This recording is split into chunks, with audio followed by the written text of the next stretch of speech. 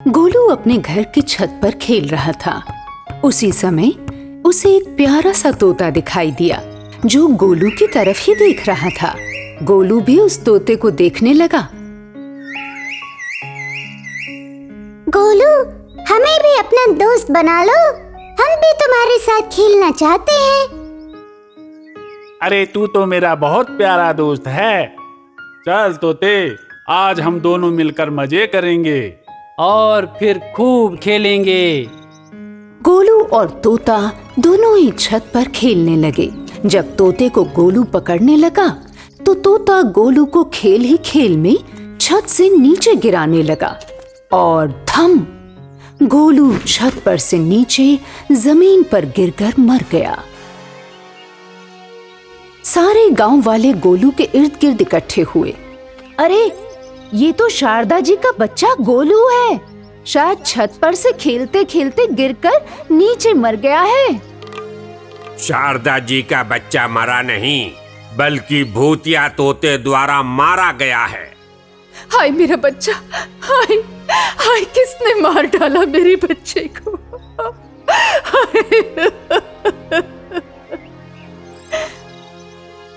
शारदा जी अपने गोलू को सीने से लगाए रो रही थी। गांव वालों, अगर तुम उस तोते को पकड़कर नहीं मारोगे तो वो एक एक करके वो भूतिया तोता सभी बच्चों को मार डालेगा। तांत्रिक, तुम भी मारे जाओगे। अब तो पहले तुम्हें ही मारूंगा। इतना कहकर भूतिया तोता तांत्रिक की आंखों में चोंच मारकर तांत्रिक की दोनों आंखें फोड़ देता है। तांत्रिक दर्द के मारे चिल्लाने लगता है। अंधा कहीं का, मुझे मारने चला था, अब खुद मरेगा मेरे हाथों। इतना कहकर तोता जंगल की तरफ पक्षियों के झुंड में जाकर शामिल हो गया। गांव वालों, ये तोता बड़ा खतरनाक है। इसके साथ जो जो पक्षी बैठे हैं ना वहाँ, वो सब भूतिया पक्षी हैं। अब भी वक्त है, अपने अपने बच्चों को बचाओ, वरना ये सब पक्षी तुम्हारे बच्चों को मार डालेंगे। और हुआ भी ठीक ऐसा ही। गोलू के मरने के ठीक 10वें दिन वो तोता बहुत सारे पक्षी अपने साथ लेकर आया और सीधा आकर गांव पर हमला बोल दिया। साथियों, गांव में तांडव मचा दो। आज पूर्णमासी की रात है। हम जितने अधिक लोगों को मारेंगे, उतने ही अधिक शक्तिशाली बन जाएंगे। तोते के इस तरह कहते ही सभी पक्षी एक एक करके लोगों की छतों पे उतरे और उनके घरों में जाकर अपने शरीर को बड़ा बना लिया। थे तो वे पक्षी ही, मगर उनका शरीर अब मनुष्यों से भी विशाल था।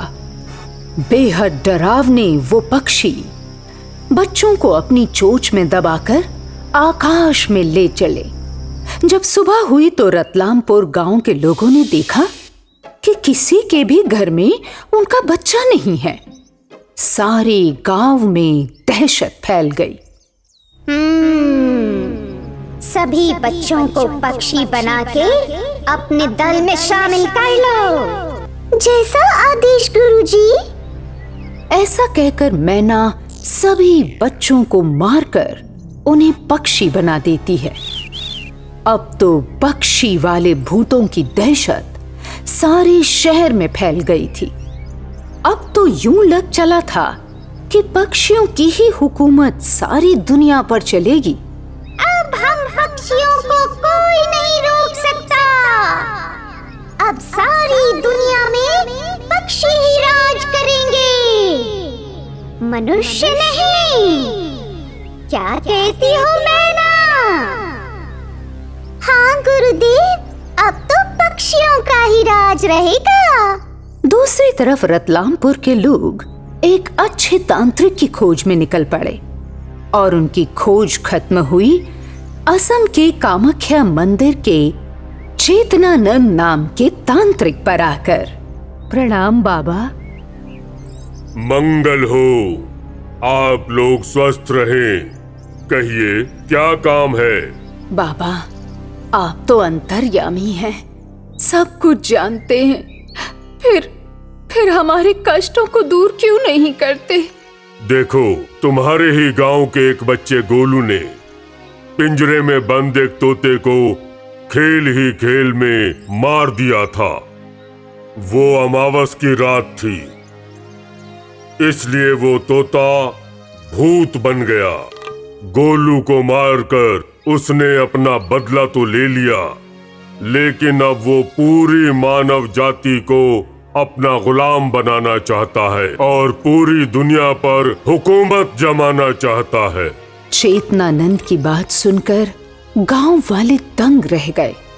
गांव वालों के आग्रह पर चेतनानंद स्वामी जी को गांव ले जाया गया। उन्होंने तंत्र शक्ति का प्रयोग करके उस भूतिया तोते का आवाहन किया तो वो तोता शीघ्र ही उनके सामने आ गया। मैं तेरे बारे में सब जानता हूँ।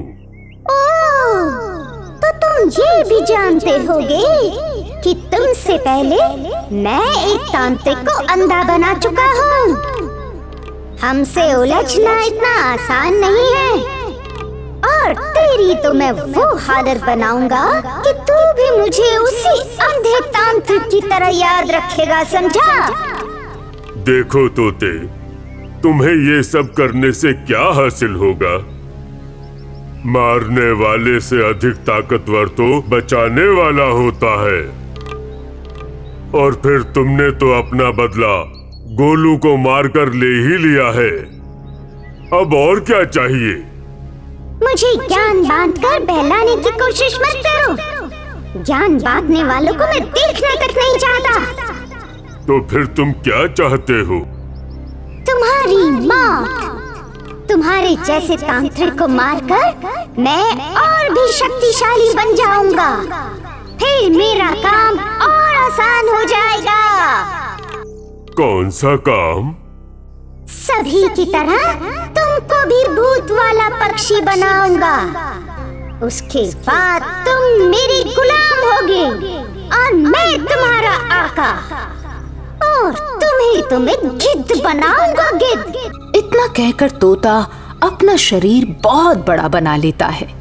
उसे देखकर लोग डर जाते हैं।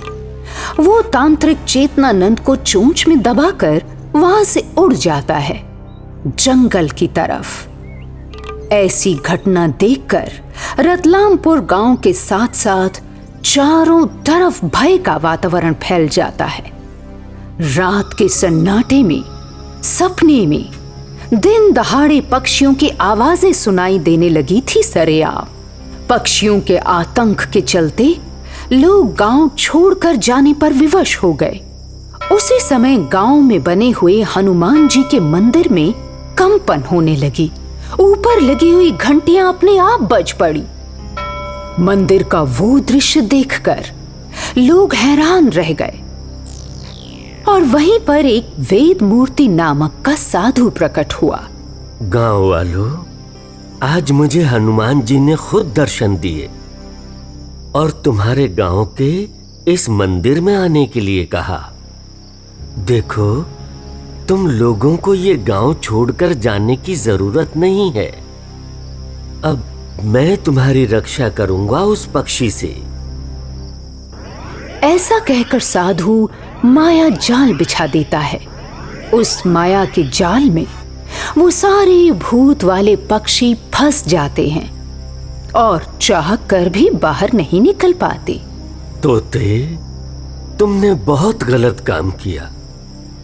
अब इस अवस्था में तुम केवल मेरे हाथों ही मुक्त हो सकते हो, अन्यथा नहीं। ऐसा कहकर साधु ने भूतों वाले पक्षियों से भरे उस जाल में आग लगा दी और वो भूतिया पक्षियों की आत्माएं ऊपर आसमान में विलीन हो गई।